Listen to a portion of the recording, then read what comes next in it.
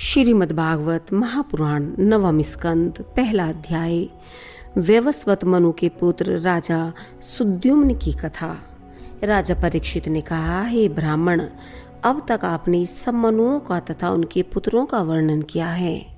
उनके साथ ही साथ जिन जिन मनवंतरों में अनंत शक्तिशाली श्री भगवान ने अवतार ग्रहण किए हैं, उनका चरित्र भी सुना।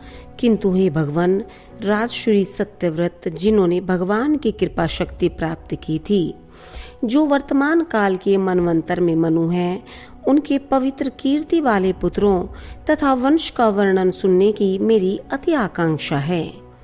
कृपा करके सभी मनुपुत्रों का, जो भूतकाल में हो चुके हैं, जो विद्यमान है तथा भविष्य में होंगे, सबका चरित्र सुनाने की कृपा कीजिए।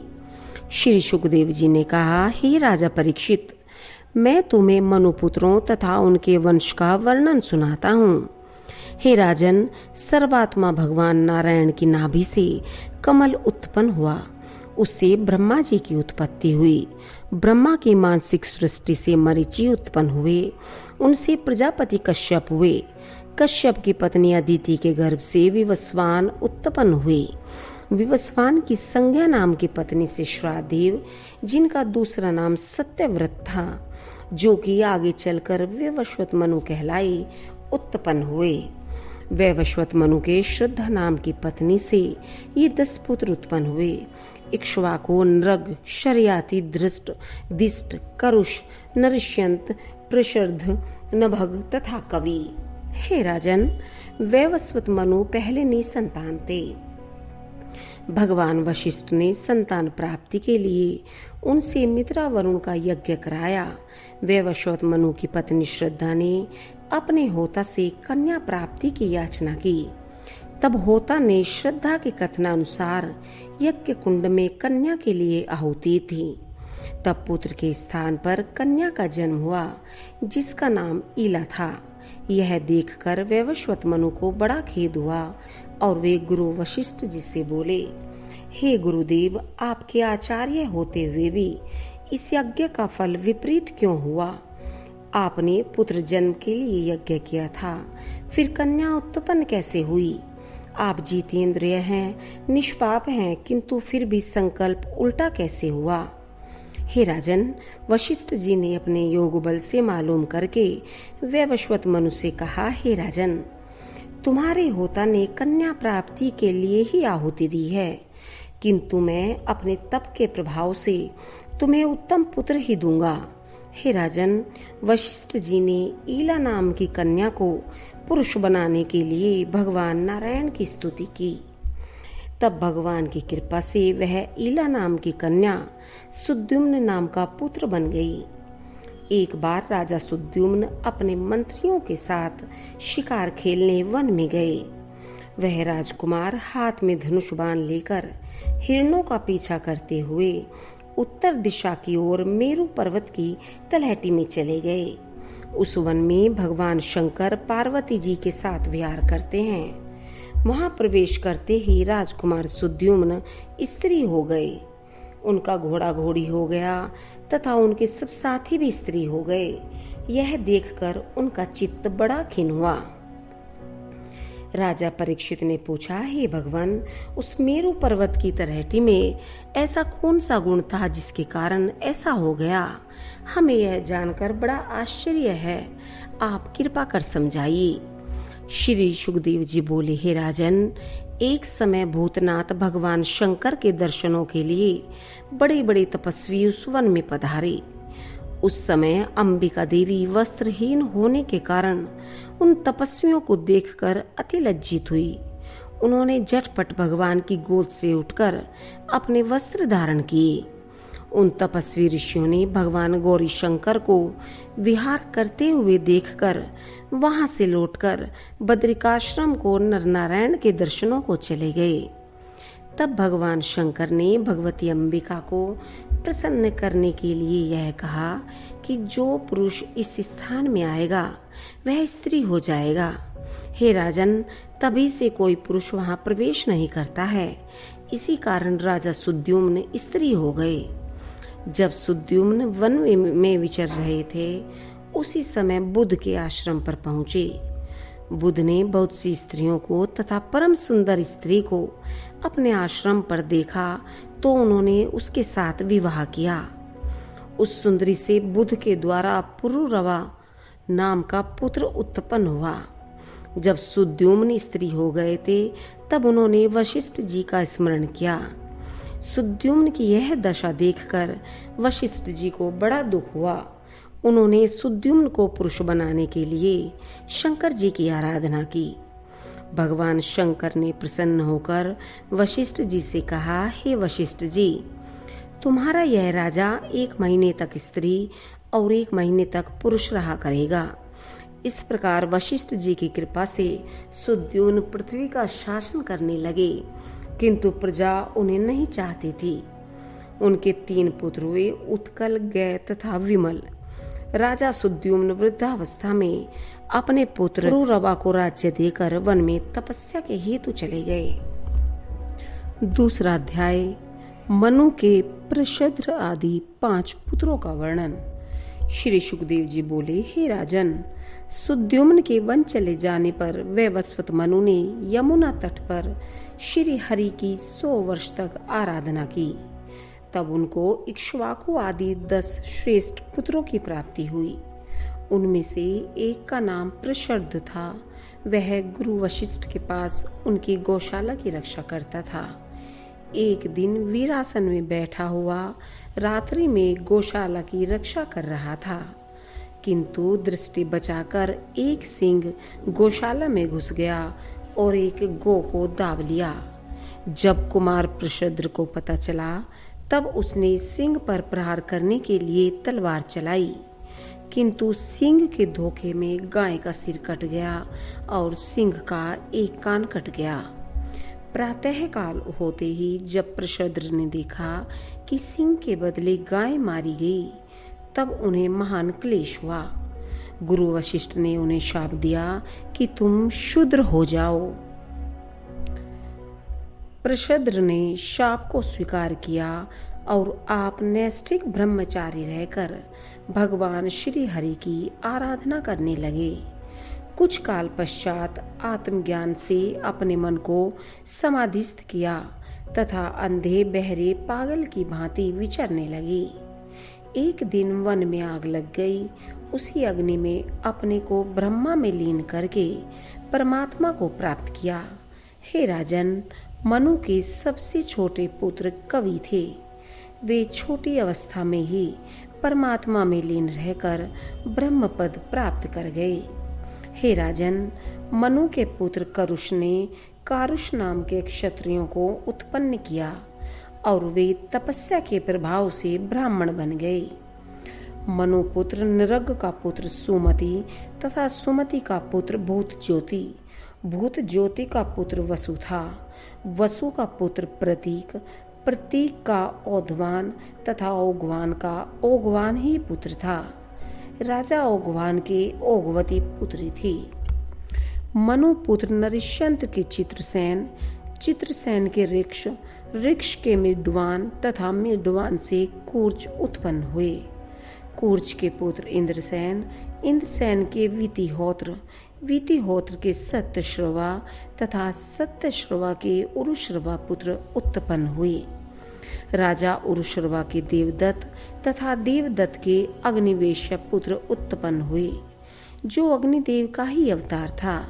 हे राजन, ब्राह्मणों का अग्निवैश्यायन गोत्र राजा अग्निवेश्य ने ही चलाया। हे राजन, दिष्ट के पुत्र नाभाग उत्पन्न हुए। उस नाभाग से अलग है जिनका मैं आगे वर्णन करूंगा। उनका पुत्र भलनंद था। भलनंद के वत्स प्रीति, वत्स प्रीति के प्रांशु तथा प्रांशु के पुत्र प्रमति हुए। प्रमति के पुत्र खनित्र तथा खनित्र के चाक्षुष थे। चाक्षुष के विविंशति, विविंशति के रंभ, रंभ के खनिनेत्र पुत्र हुए। खनिनेत्र के करंदम तथा करंदम के अविक्षित पुत्र उत्पन्न हुए। राजा अविक्षित के चक्रवर्ती सम्राट मरुत हुए, जिन्होंने ऐसे यज्ञ किए कि उनके यज्ञों का दिया हुआ दान तथा धन सोना चांदी रत्न याचकों से नहीं चला। वे वहीं पड़ाव छोड़कर जितना चल सका उतना ले गए। उसी राजा मरुत के यज्ञ का धन धर्मराज युधिष्ठिर गाड़ी छकड़ों तथा हाथियों पर लादकर हस्तिनापुर लाए और राजसूय यज्ञ किया। हे राजन, मरुत के पुत्र का नाम दम था। दम के राज्यवर्धन तथा राज्यवर्धन के सुधृति, सुधृति के नर नाम का पुत्र हुआ। नर के राजा केवल, केवल के बंधुमान तथा बंधुमान की वेगवान पुत्र हुए। राजा वेगवान के बंधु तथा बंधु के तृणबिंदु उत्पन्न हुआ। राजा तृणबिंदु को अलबुम्बुशा नाम की अप्सरा ने अपना पति बनाया। उस अप्सरा के कई पुत्र तथा इड़विड़ा नाम की पुत्री उत्पन्न हुई।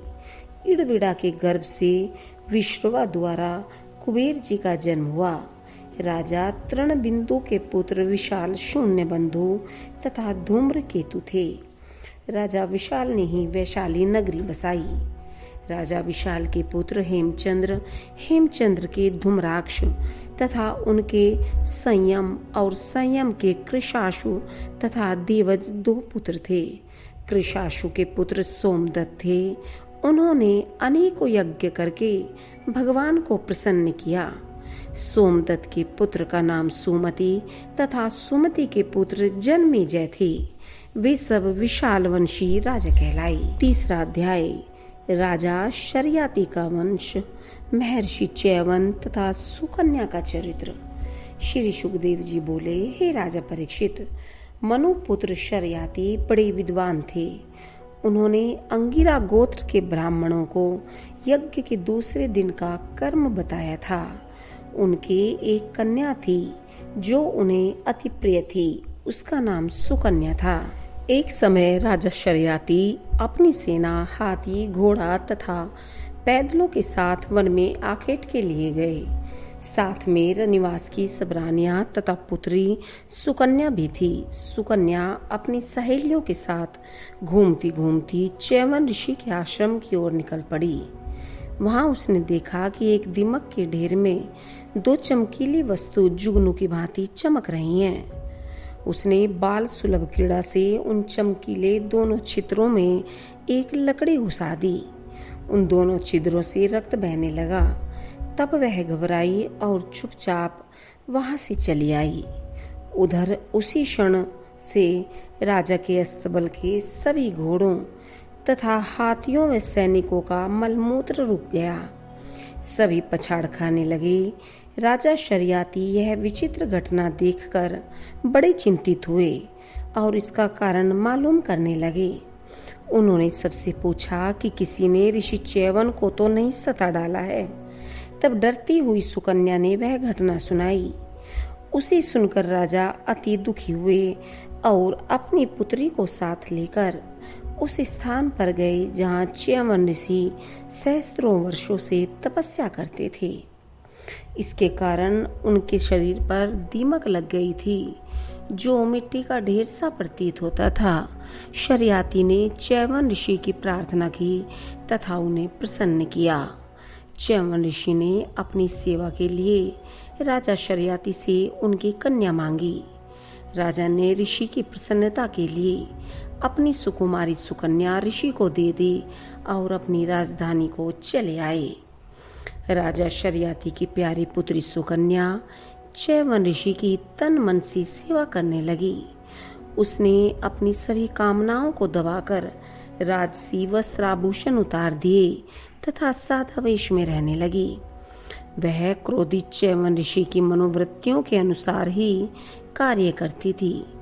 कुछ काल व्यतीत होने पर च्यवन ऋषि के आश्रम पर अश्विनी कुमार पधारे। च्यवन ऋषि ने उनका बड़ा सत्कार किया और वे बोले, हे देवताओं, तुम लोग सामर्थ्यवान हो। मुझे दोनों नेत्र प्रदान करके युवावस्था प्रदान करो। ऐसा सुंदर स्वरूप दो जिसे देखकर युवतियां मोहित हो जाएं। इसके उपलक्ष्य में मैं भी तुम्हारी यह सेवा करूंगा कि आप लोगों को देवताओं के साथ सोमरस पान करा दूंगा। अश्विनी कुमार यह सुनकर अति प्रसन्न हुए और उन्होंने कहा, हे महर्षि, आप इन सिद्धों के द्वारा बने हुए कुंड में स्नान करें। च्यवन मुनि का शरीर जर्जर हो गया था, बाल पक गए थे, इसी कारण अति कुरूप लगते थे। अश्विनी कुमारों ने च्यवन ऋषि के साथ उस कुंड में प्रवेश किया तथा अति सुंदर दिव्य स्वरूप धारण करके तीनों ही उस कुंड में से निकले। तीनों का स्वरूप एक सा ही था। तब अश्विनी कुमारों ने सुकन्या से कहा, तुम अपने पति को पहचान लो। सुकन्या तीनों अति सुंदर रूपवान युवकों को देखकर अति आश्चर्यचकित हुई। उसने अश्विनी कुमारों में से प्रार्थना की। तब अश्विनी कुमारों ने सुकन्या के पतिव्रत धर्म से प्रसन्न होकर उसके पति च्यवन मुनि को बता दिया तथा वे दोनों देवता च्यवन मुनि से आज्ञा लेकर स्वर्गलोक को चले गए। कुछ समय पश्चात राजा शर्याती यज्ञ का निमंत्रण देने के लिए च्यवन ऋषि के आश्रम पर आए। वहां पर एक अति रूपवान युवा पुरुष को अपनी पुत्री सुकन्या के साथ बैठा हुआ देखकर उन्हें अति क्रोध आया और बोले, रे दुष्टा, तूने देवतुल्य ऋषि का तिरस्कार करके मेरा तिरस्कार किया है तथा मेरे वंश को कलंकित किया है। तू उत्तम कुल में उत्पन्न होकर जार पुरुष की सेवा करती है। तूने पिता तथा पति दोनों के वंश को नरक में डाल दिया। जब राजा शर्याती इस प्रकार कहने लगे, तब पवित्र कीर्ति वाली सुकन्या ने मुस्कुराकर कहा, हे पिताजी, ये ही च्यवन ऋषि हैं। अश्विनी कुमारों की कृपा से इन्होंने यह यौवन और सौंदर्य प्राप्त किया है। यह सुनकर राजा शर्याती अति प्रसन्न हुए और अपनी पुत्री को कंठ से लगाया। च्यवन ऋषि ने राजा शर्याती से सोम यज्ञ कराया और उस यज्ञ में अश्विनी कुमारों को सोमपान कराया। इसके कारण इंद्र अधिक क्रोधित हुआ। उसने राजा शर्याती को मारने के लिए अपना वज्र चलाया। महर्षि च्यवन ने इंद्र के वज्र सहित इंद्र के हाथ को वहीं स्तंभित कर दिया। तब इंद्र ने तथा अन्य देवताओं ने अश्विनी कुमारों को भी सोमरस देना स्वीकार किया। वैद्य होने के कारण अश्विनी कुमार को पहले सोमरस का भाग नहीं दिया जाता था। हे राजा परीक्षित, राजा शर्याती के 3 पुत्र थे, उत्तान बहिर, आनर्त तथा भूरिषेण। आनर्त के रेवत पुत्र हुए, जिन्होंने समुद्र के भीतर कुशस्थल नामक नगरी बसाई। उनके 100 पुत्र थे। कुकुद्दी की पुत्री रेवती थी, जिसको लेकर राजा कुक्युदी उसके पति प्राप्ति के लिए ब्रह्मा जी के पास गए। ऐसे धर्मात्मा लोग ब्रह्मलोक में बेरोक टोक चले जाते थे। ब्रह्मा जी को उन्होंने नमस्कार किया और अपना अभिप्राय सुनाया। ब्रह्मा जी हंसकर बोले, हे राजन, जिन राजाओं को तुम अपनी पुत्री का पति बनाना चाहते हो, वे मृत्यु को प्राप्त हो चुके हैं। उनके पुत्र पौत्रों में कोई भी रेवती के योग्य नहीं है। इस बीच में 27 चतुर्युगी व्यतीत हो चुकी हैं। इस समय भगवान नारायण के अंशावतार बलदेव जी पृथ्वी पर अवतार ले चुके हैं। वही नर रत्न तुम्हारी इस कन्या के योग्य हैं। राजा कुक्युदी ब्रह्मा जी से आज्ञा लेकर अपने नगर को आए और अपनी सर्वांग सुंदरी कन्या बलराम जी को ब्याह दी तथा स्वयं तपस्या के लिए बद्री वन को चले गए। 4था अध्याय, नाभाग और अम्बरीश की कथा। श्री सुखदेव जी बोले, हे राजा परीक्षित, वैवस्वत मनु के पुत्र नाभाग के सबसे छोटे पुत्र का नाम नाभाग था। वे बड़े विद्वान थे तथा गुरुकुल में वास करते थे। उनके भाइयों ने पिता की सारी संपत्ति आपस में बांट ली और उसके लिए कुछ नहीं दिया। तब नाभाग ने पूछा, हे भाइयों, मेरे हिस्से में क्या दिया है? तब भाइयों ने कहा, तुम्हारे हिस्से में पिताजी को देते हैं। तब नाभाग ने अपने पिताजी से कहा कि मेरे भाइयों ने मेरे हिस्से में केवल आपको ही दिया है। तब नभग ने कहा, हे पुत्र, तुम कोई चिंता न करो। अंगिरस गोत्र के एक ब्राह्मण एक बड़ा यज्ञ कर रहे हैं, किंतु वे प्रत्येक छठवें दिन अपने कर्म में भूल कर जाते हैं।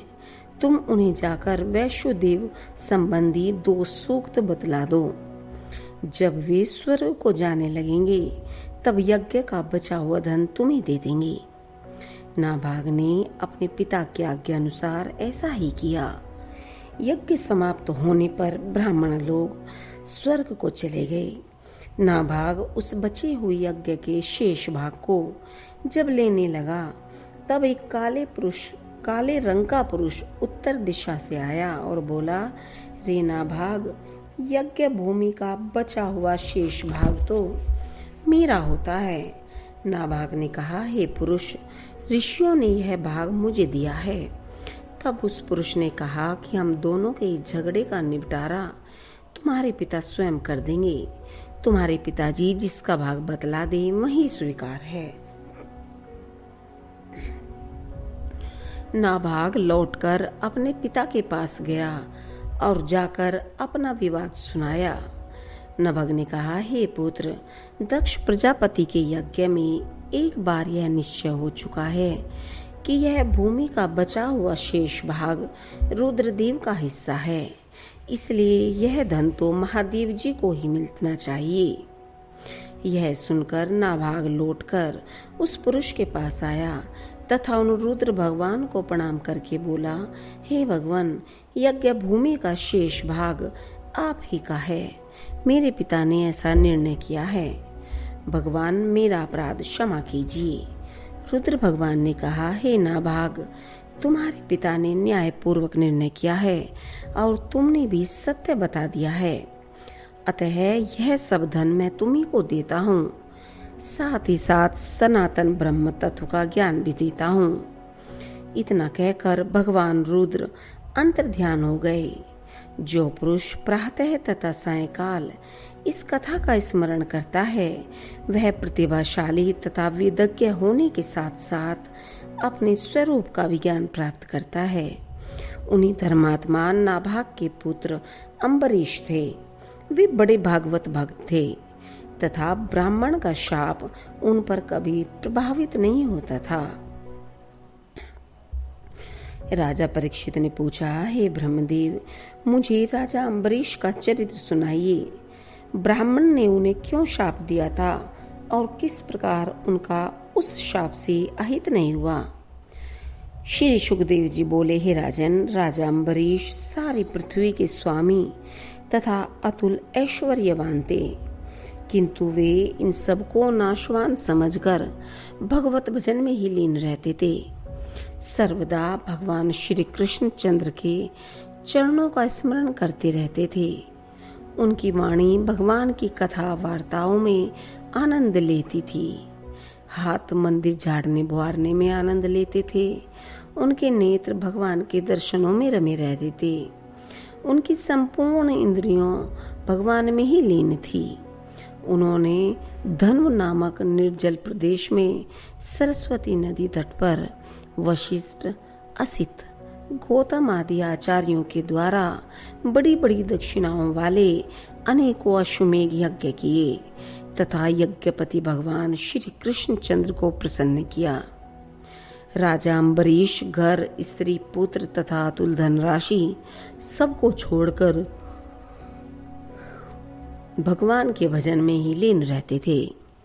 राजा अम्बरीश की भक्ति से प्रसन्न होकर उनकी रक्षा के लिए भगवान ने अपना चक्र सुदर्शन नियुक्त कर दिया था, जो सदा उनकी रक्षा करता रहता था। राजा अम्बरीश की पत्नी भी उन्हीं के समान थी।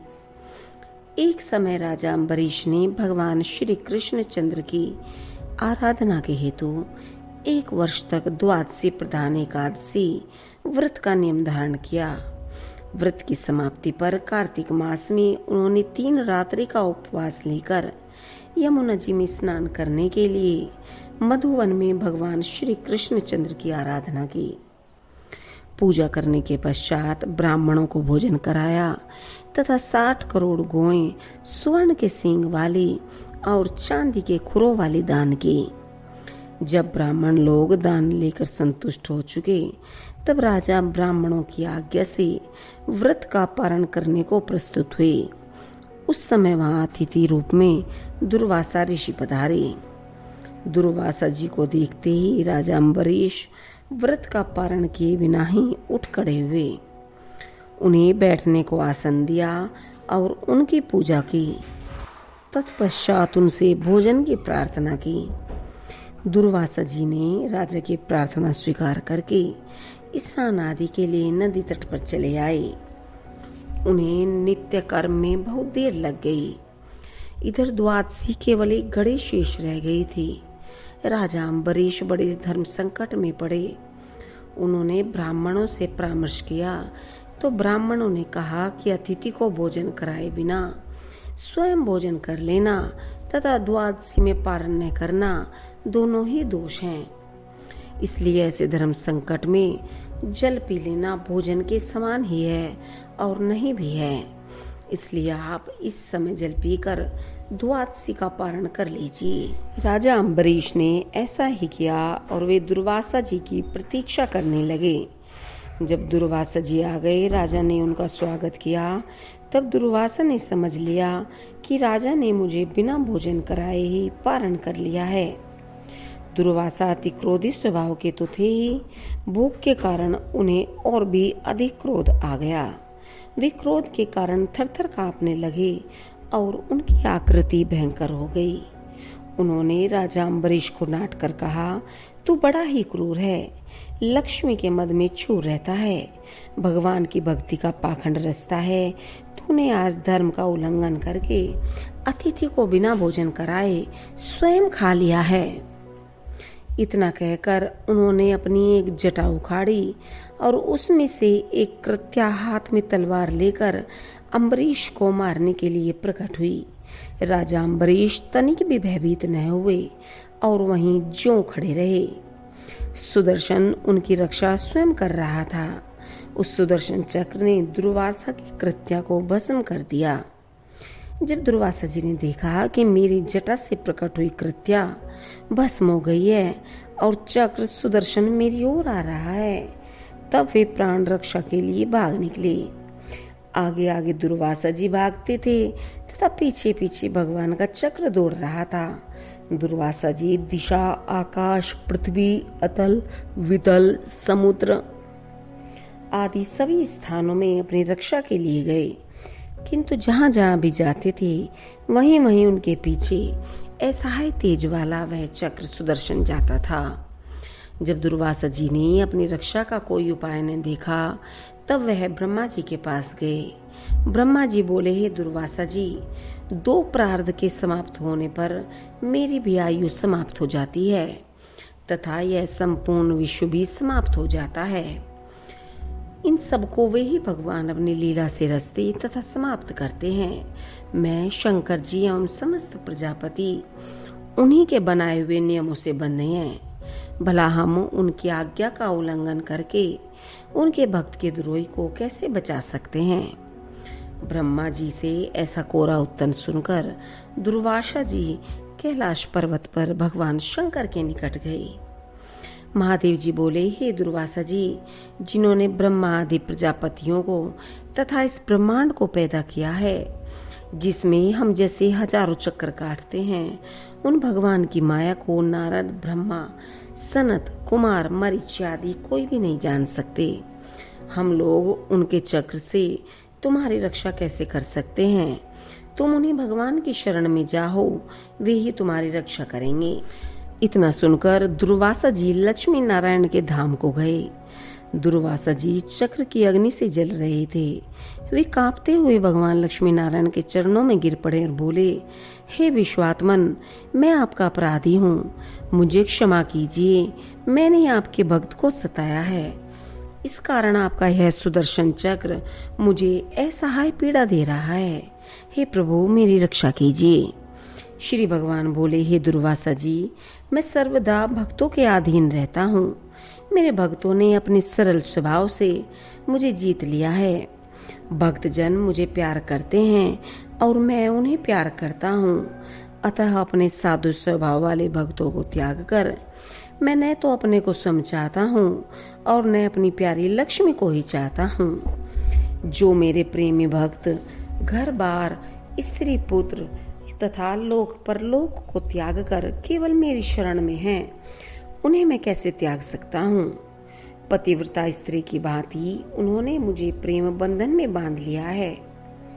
वे भक्तजन मेरी सेवा के अतिरिक्त सालोक्य तथा सारूप्य मुक्तियां भी नहीं चाहते थे हैं, क्योंकि मेरी सेवा को त्याग कर उन्हें वे मुक्तियां स्वीकार नहीं हैं। हे दुर्वासा जी, मैं आपसे अधिक क्या कहूँ। मेरे भक्त तो मेरे हृदय में निवास करते हैं। मेरे अतिरिक्त वे और कुछ नहीं जानते, इसी कारण उनके अतिरिक्त मैं भी कुछ नहीं जानता हूँ। हे दुर्वासा जी, इसका एक उपाय है कि आप उसी मेरे भक्त के पास जाइए और उसी से क्षमा याचना करके कष्ट का निवारण कीजिए। 5वां अध्याय, दुर्वासा जी के दुख का निवारण। श्री सुखदेव जी बोले, हे राजा परीक्षित, भगवान की आज्ञा अनुसार दुर्वासा मुनि राजा अम्बरीश के निकट गए और उनके पैरों में गिर पड़े। राजा अम्बरीश दुर्वासा जी की इस दयनीय दशा को देखकर अत्यंत दुखी हुए और दयावश भगवान के चक्र की स्तुति करने लगे।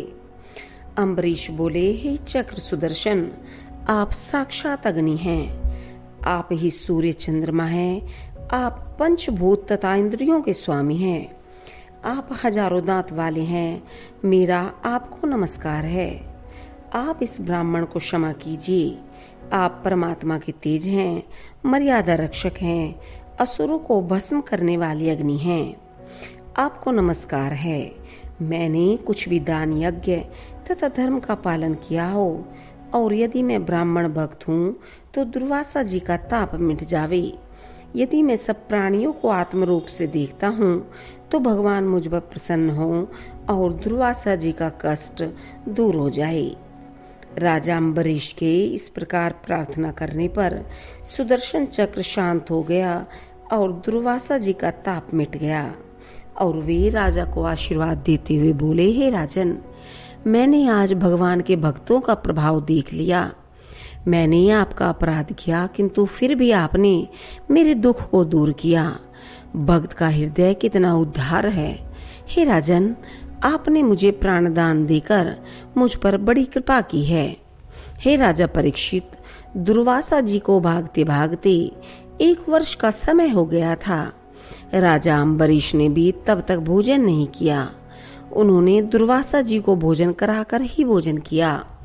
जब दुर्वासा जी भोजन से तृप्त हो गए तब वे बोले, हे राजन, आप भगवान के परम भक्त हैं। आपके दर्शन स्पर्श मात्र से ही मैं अति अनुग्रहित हुआ हूँ। यह पृथ्वी तथा स्वर्ग की देवांगनाएं आपकी कीर्ति का वर्णन करेंगी। ऐसा कहकर दुर्वासा जी ब्रह्मलोक को चले गए। हे महाराज, जो राजा अम्बरीश की इस पवित्र कथा को कहता तथा सुनता है वह भगवान का भक्त हो जाता है। 6वां अध्याय, इक्ष्वाकु वंश का वर्णन। मानधाता और सौभरी ऋषि की कथा।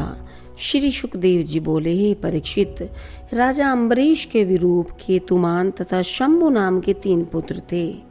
राजा विरूप के प्रशदस्यु तथा प्रशदस्यु के रथितर पुत्र उत्पन्न हुआ।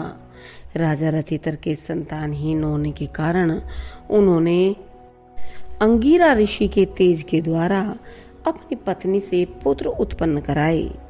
वे सभी पुत्र ब्रह्म तेज से युक्त होने के कारण अंगिरस गोत्री ही कहलाए। वे क्षत्रिय कुल में उत्पन्न होने पर भी ब्राह्मण थे। हे राजन, मनु जी के चीखने पर उनकी नासिका से इक्ष्वाकु उत्पन्न हुआ। राजा इक्ष्वाकु बड़े प्रतापी थे। उनके 100 पुत्र उत्पन्न हुए। उनके 3 पुत्र विकोक्षी, निमि तथा दंडक सबसे बड़े थे। इन तीनों से छोटे 25 पुत्र पूर्व भाग के राजा बने तथा 25 पश्चिम भाग के राजा बने। तीनों बड़े पुत्र मध्य भाग के राजा थे तथा शेष 47 पुत्र दक्षिण भाग के राजा थे। एक समय राजा इक्ष्वाकु ने अपने बड़े पुत्र विक्षुकी को श्राद्ध के हेतु वन्य पशु मारकर लाने की आज्ञा दी। विकुक्षी ने अनेकों वन्य पशु मारे, किंतु भूख लगने के कारण उन्होंने खरगोश को खा लिया। जब वे श्राद्ध के लिए मांस लाए तथा तब गुरु वशिष्ठ ने जान लिया कि श्राद्ध के निमित्त लाया हुआ मांस अशुद्ध है। तब राजा इक्ष्वाकु को विकुक्षी के इस कार्य का पता चला। तब उन्होंने विकुक्षी को देश से निकाल दिया। जब राजा इक्ष्वाकु ने परम पद प्राप्त कर लिया, तब विकुक्षी अपने देश में लौट आया और राज्य करने लगा। राजा विकुक्षी के पुरंजय नाम का पुत्र उत्पन्न हुआ। वह महाबली था। उसने देवराज इंद्र को बैल बनाकर देवताओं की सहायता से दैत्यों का संहार किया था। इसी से राजश्री को पुर जीतने के कारण पुरंजय, इंद्र को वाहन बनाने के कारण इंद्रवाहा तथा बैल के ककुट पर बैठने के कारण ककुतस्थ कहा जाता है। राजा पुरंजय का पुत्र अनेना था। अनेना का पुत्र पृथु के विश्वरंधी, विश्वरंधी के चंद्र तथा चंद्र के युवनाश्र पुत्र उत्पन्न हुआ। युवनाश्र के शाबस्त नाम का पुत्र उत्पन्न हुआ, जिसने शाबस्तीपुरी बसाई। राजा शाबस्त के वृहदश्र तथा वृहदश्र के कुवलयाश्र उत्पन्न हुआ। कुवलयाश्र को ही धुंधुमार कहते हैं। उन्होंने उत्तंग ऋषि की प्रसन्नता के लिए धुंधु नामक दैत्य को मारा था। राजा धुंधुमार के 21 सहस्त्र पुत्र थे। सब के सब धुंधु दैत्य के मुख से निकली हुई अग्नि में भस्म हो गए। केवल 3 पुत्र बचे, दृढ़ाश्र, कपिलाश्र तथा भद्राश्र। राजा दृढ़ाश्र के हर्यश्र तथा हर्यश्र के निकुंभ, निकुंभ के बहरनाश्र, बहरनाश्र के कृशार्स तथा कृशार्स के सेंजित, सेंजित के योनाश्र उत्पन्न हुए। राजा योनाश्र ने पुत्र प्राप्ति के लिए इंद्र देवता का यज्ञ किया। एक दिन यज्ञ के बीच में रात्रि के समय जब सब सो रहे थे, राजा योनाश्र को बड़ी प्यास लगी। उन्होंने उठकर भूल से अभिमंत्रित जल को पी लिया। जब प्रातः काल हुआ, ऋतुवजों ने कलश में जल न पाया। तब उन्होंने मालूम किया कि इस पुत्र देने वाले जल को किसने पी लिया है। तब राजा योनाश्र ने रात वाली बात कही। ऋषियों ने देव का ऐसा ही विधान समझकर भगवान को नमस्कार किया। राजा योनाश्र की दाहिनी कोख फाड़कर पुत्र उत्पन्न हुआ। उसको इंद्र ने धाय बनकर दूध पिलाया। जब वह बच्चा भूख से रोने लगा, तब ऋषियों ने कहा, यह बालक किसका दूध पिएगा? इंद्र ने कहा, मेरा दूध पिएगा। उन्होंने अपनी तर्जनी उंगली बालक के मुंह में डाल दी। राजा योनाश्र की भी मृत्यु न हुई और वह बालक भी जीवित रहा। वही चक्रवर्ती राजा मानधाता हुए, जिन्होंने 7 द्वीपों को जीतकर स्ववश किया था। उस राजा का नाम त्रसदृष्टु भी था, क्योंकि रावण आदि दस्यु उसके भय से कांपते रहते थे। चक्रवर्ती राजा मानधाता बड़े प्रतापी थे। उन्होंने बड़ी बड़ी दक्षिणा वाले कई यज्ञ किए। राजा मानधाता बड़े प्रतापी थे। उनकी पत्नी बिंदुमती के गर्भ से पुरुकुत्स, अम्बरीश तथा योगी मुचुकुंद तथा 50 कन्याएं उत्पन्न हुई। उन 50 कन्याओं का विवाह सौबरी मुनि के साथ कर दिया। सौबरी मुनि अपने योग बल से युवा रूप धारण करके अनेक प्रकार की भोग सामग्री तथा ऐश्वर्य युक्त होकर अपनी 50 पत्नियों के साथ विहार करते थे। उनके आनंद तथा सुख को देखकर राजा मानधाता भी कहते थे कि मैं चक्रवर्ती राजा होते हुए भी सौबरी मुनि के समान सुखी नहीं हूँ। कुछ काल पश्चात सौबरी ऋषि को ध्यान आया कि मैंने अपना संपूर्ण तप का फल इन विषय भोगों में ही नष्ट कर दिया है। तब वे तपस्या के लिए वन में चले गए। उनके साथ उनकी पत्नियां भी चली गई। वहीं पर तपस्या के बल से उत्तम गति प्राप्ति की। उनके साथ उनकी पत्नियां भी सती हो गई। 7वां अध्याय राजा त्रिशंकु तथा हरिश्चंद्र का चरित्र।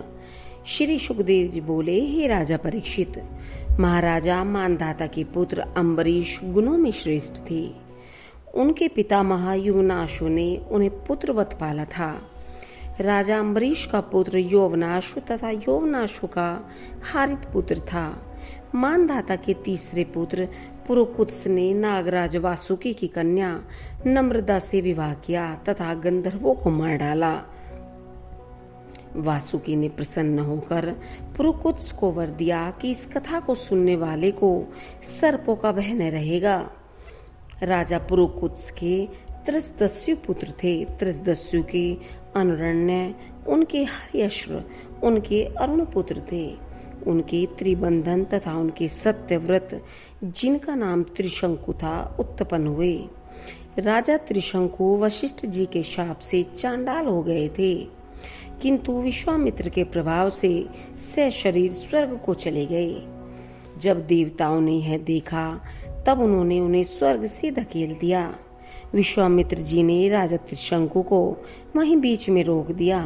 वे आकाश में लटकते हुए दिखाई आते थे। राजा त्रिशंकु के पुत्र हरिश्चंद्र थे। उनके लिए विश्वामित्र तथा वशिष्ठ दोनों परस्पर शाप देकर पक्षी रूप में अनेकों वर्ष तक लड़ते रहे।